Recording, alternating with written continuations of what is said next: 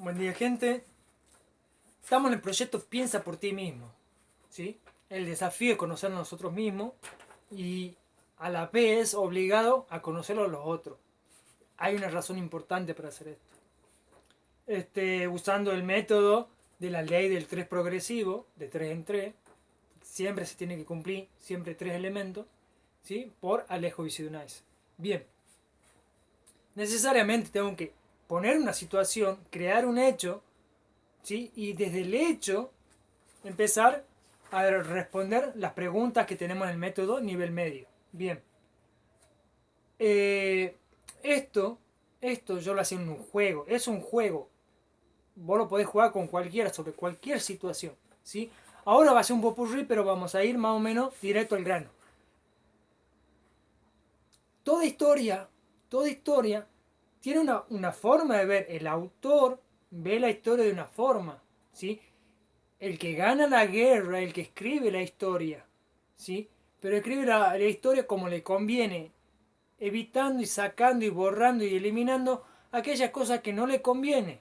Pero del bando del perdedor te contaría otra historia completamente diferente, donde el ganador es el malo, por ejemplo, ¿sí? Y aquellos que no participan en la acción han visto al bueno y al malo, supuestamente a los dos bandos, y tendrán otra historia. Entonces, el conocer la historia, vos la podés leer, ¿sí? Te abre la mente a otras perspectivas y de ahí vos podés sacar una conclusión, porque tenés las tres historias. Pero vos podés hacerlo como un juego, ¿sí? Cambiando la historia. Por ejemplo, en Caperucita Roja. La historia te la cuentan desde el lado, desde la perspectiva de Caperucita Roja.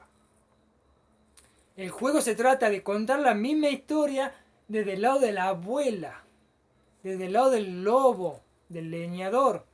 O sea, en algún punto el leñador escucha los gritos, va, la defiende, mata al lobo y luego se entera del que el lobo la había interceptado a la Caperucita en el mitad del bosque preguntándole qué tenía en la cesta. ¿Sí? ¿Y por qué le va a preguntar el leñador? ¿Por qué vos traés la cesta si sabiendo que es peligroso? Bueno, mi mamá está enferma. Te contaré una historia completamente diferente. Lo mismo hecho desde otro punto de vista. Es una forma muy linda de verla. Bien, esto yo lo descubrí hace mucho. Y hace poco descubrí qué es lo que se me oculta. De tanto leer, siempre algo se me oculta. Y de ahí es que defino el método de la pregunta 3, qué es lo que se me oculta. ¿Sí? Pero al leer la historia de la autora de la Caperucita, se supone que ella cuenta una historia autobiográfica, ¿sí? Donde la abuela era la abuela tenía mucha riqueza, era viuda y tenía no sé si el yerno, el tío, el sobrino, no sé quién, que vivía con ella. Y era borracho, era malo, ¿sí? Era como un lobo, no tenía moral, ¿se entiende? Entonces, la madre se enferma, Caperucita, que es la autora, va y la visita a la tía abuela, no sé quién era, y ahí es cuando este individuo, el sobrino de la abuela, se supone, quiere abusar de ella. Y ella tenía un novio, un enamorado, que es el cazador que la defiende. Esa historia en esa época no la querían imprimir, encima que era mujer no la querían imprimir, y es de ahí que busca un amigo, ¿sí? Que después de tanta censura la transforma a un hecho verdadero, real, digamos, en una historia para niños. Y es la única forma que tuvo ella de hacer conocer su historia. Bien, entonces, el juego se trata de eso. Vos cualquier película que veas, ¿sí? Relatala del lado del héroe, que es la película te la muestra. ¿Cuál es la parte de la visión del héroe? El héroe siempre gana, ¿sí? Ahora ponete en el lugar del malo, del villano, y contá la historia. En la película te cuentan parte de la historia, pero siempre queda fuera, porque yo estoy enfocado últimamente en toda mi vida en lo que se me oculta. La gente común y corriente, está el villano, el héroe, que pelean, destruyen, matan gente, pero ¿y la gente qué hace? ¿Qué dice? ¿Qué piensa? Si yo tengo que contar la historia de lo de la gente, sería otra historia. No sé si el héroe sería tan héroe. ¿Sí? Bien, Vamos a la historia. San Martín, los próceres, aquellos políticos, militares que nos dieron la libertad, la independencia del país, ¿sí? Vos conocés historia. Hay muchas otras historias que no conocen del otro bando, quién eran sus subtenientes, sus comandantes, ¿sí? Quiénes formaban parte de su ejército. Pero si pones a contar la historia o a investigar la historia desde el individuo que era el que iba, el gaucho o quien sea, iba a pelear, ¿sí? A la orden de esos supuestos próceres, la historia cambia, ¿sí? Entonces eso te permite abrir la visión, o sea, no es abrir la perspectiva y ves todo borroso, ves las formas deformes, no, es concentrar la atención aquí, allá y allá, y otras más. Y cuando tengas un conjunto de todos los datos, vos podés discernir, pensar por ti mismo y tomar una elección si realmente los próceres fueron próceres, si el enemigo realmente era un enemigo, en fin. Entonces, el encontrar aquello que se nos oculta es parte de eso, de la investigación, ¿sí? Pero tenés que darte un concepto. Por ejemplo, lo que a mí me gusta, lo que yo suelo hacer cuando yo veo una película de guerra, ¿sí?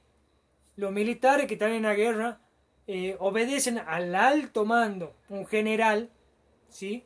Un militar de alto rango, y muchas veces al Estado, el servicio secreto, el presidente da la orden y ellos ejecutan lo que se les ordena, ¿sí?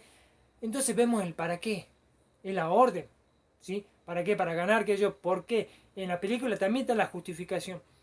Entonces, cuando vos usás este método, parece largo, ¿sí? Pero una vez que vos más o menos lo tenés instalado en tu software, en tu mente, es rapidísimo. Entonces, en la película de guerra, que te acabo de comentar, sí, el quién es el que manda, quién es el que obedece, quién es el intermediario. Sí, el servicio de inteligencia que está con la computadora y le dice, no, móvete para aquí, móvete para allá, este es el objetivo que tienen. Ahí está. El para qué, obviamente, es antiterrorismo, anti el enemigo, siempre anti algo. ¿Sí? Siempre matar al otro. ¿Y el por qué? Bueno, ¿por qué? Por la seguridad nacional. ¿Qué significa seguridad? Sí, ¿qué nacional? Habría que hacer esa pregunta e investigar. Bien, y en ese contexto, la gente de la película, los actores que están del relleno, vos fíjate cómo están vestidos, cómo hablan, qué hacen, porque te muestran otra historia dentro de la historia de la película de guerra. O sea, si hablamos de la película de Vietnam, te muestran cómo eran los campesinos de Vietnam que querían vivir normal, común y corriente como vos y yo. ¿Sí? Entonces hay ciertas similitudes. ¿Cuál es la forma del hecho? La guerra. En la guerra se permiten todas las atrocidades. ¿Sí? Ahí no hay ley, no hay legalidad, se puede hacer de todo. Hay ciertos derechos que no se cumplen. Siempre y cuando vos matás a todos los testigos, puede hacer lo que vos querés. No hay quien investigue. Y quien investiga, el que el juez siempre pertenece al bando de lo que han hecho el mal, ¿sí? De lo que han hecho el crimen. ¿Sí? El general, ¿sí? Tiene que ser juez de su propio soldado. Él le da una orden, ellos han abusado de esa orden, pero quedaría mal él. Entonces hay muchos conflictos de intereses. Bien, el dónde, el cuándo y el cómo varía, ¿sí? Pero la forma y el hecho, cuáles son las armas, en fin, la tecnología, por qué se desarrolla tanta tecnología para la guerra, ¿sí? Gastando mucho dinero, no se usa ese dinero para tecnología que genere la paz. Entonces, el cambiar la forma de percibir las cosas, de ver las cosas, la perspectiva, ponerte por arriba de la situación de lo que ellos te cuentan, te abre la mente a otras libertades, a otras opciones. Punto 3.4, y al final el objetivo. Bueno, ¿cuáles son las relaciones vinculantes de la historia de la guerra, cualquier otra? ¿Sí? Entonces vos la encontrás, cómo se vincula el soldado que va y comete el asesinato del enemigo, porque siempre asesinar al enemigo más mueren enemigos que ellos propios, es el sentimiento de amor a la patria, de defender a su familia del enemigo, ¿sí? Es lo vinculante. ¿Por qué? Porque el enemigo hace lo mismo, quiere defender a su familia del bueno, supuestamente. Hay conflicto de intereses, sí, porque cada uno cuando gana toma todo del otro. Eso está en las leyes legales de la guerra. Lo similar en lo diferente y lo diferente entre lo similar. eh, Muchas veces es más fácil explicar el tema de la guerra, ¿sí? Cambiando la situación, el entorno, cambiando el escenario. Y lo lleva a algo que vos sí conocés. Yo no te puedo hablar del sabor de una fruta que vos jamás has probado. Si nunca has probado un mango, ¿sí? ¿Cómo te puedo explicar yo el sabor del mango? Parecido a la uva, pero con la textura de una fresa. ¿Cómo te explico yo? Si vos lo tenés que percibir, lo tenés que probar. Entonces, ahora te entiendo. Entonces de eso se trata. De tratar de ver un poco más allá. Bien. Entonces, suelo yo, en lo individual, llevar situación de la guerra a un ámbito familiar, porque es lo que todos conocemos. ¿Sí? En la guerra, un compañero tuyo te hace la guerra, habla mal de vos, que yo. Entonces ahí vos ya tenés el conflicto. ¿Sí? ¿Qué, qué gana el otro con conflicto? Que a vos te despidan y él se quede con el cargo mayor. Pero si vos ganás, si vos te quedás con el cargo mayor, pero ¿qué le vas a hacer al otro, al enemigo? Generalmente uno no le hace nada. Sigue estando vivo el enemigo. Entonces tarde o temprano te das cuenta que lo tenés que exterminar. O sea, tenés que hacer que lo despidan a ese que te provocó a vos tanto conflicto, el que te atacó. ¿Se entiende? Porque si no hay consecuencia, no hay cambio. ¿Sí? Tenemos que exigir que el otro sea responsable de su acto. Está bien, el otro perdió sin trabajo. Bueno, tiene familia, hijos, pero hermano, yo no le hice la guerra. Él empezó con la guerra. Él puso en juego el propio sustento de su familia, yo no. Él perdió. Que se haga cargo y responsable de sus propios actos. ¿Se entiende? Bueno, ¿cuál es la respuesta, ¿sí?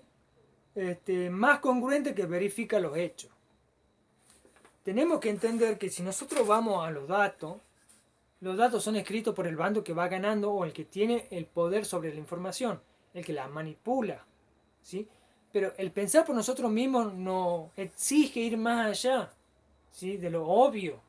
Tenemos que tener en cuenta que en toda guerra, ¿sí? Hay 5.000 soldados del bando uno y 5.000 soldados del bando contrario, ¿sí? De los cuales mueren 2.000 de aquí y 2.000 de acá, a lo largo del conflicto, ¿sí? Pero las víctimas civiles son 100.000, o sea, 5.000 más 5.000 son 10.000, y han muerto 10 veces más civiles que no están armados, gente común y corriente como voy yo, han muerto más civiles, ¿sí? Depende de dónde vos llevas la guerra. Si vos llevas la guerra al territorio de tu enemigo, van a morir más civiles en el territorio de tu enemigo. Lo que al enemigo le conviene en cierta forma. Entonces, hay muchas cosas que nosotros podemos hacer y a modo de juego. Vos te sentás con tu compañero, tu amigo, tu familia, tu hijo y le pedí cambiar la historia, ver la historia de otro personaje, ¿sí? Un dibujo animado. Tenés el bueno y el malo, siempre están los arquetipos que describan la situación desde ese punto de vista del otro, ¿sí?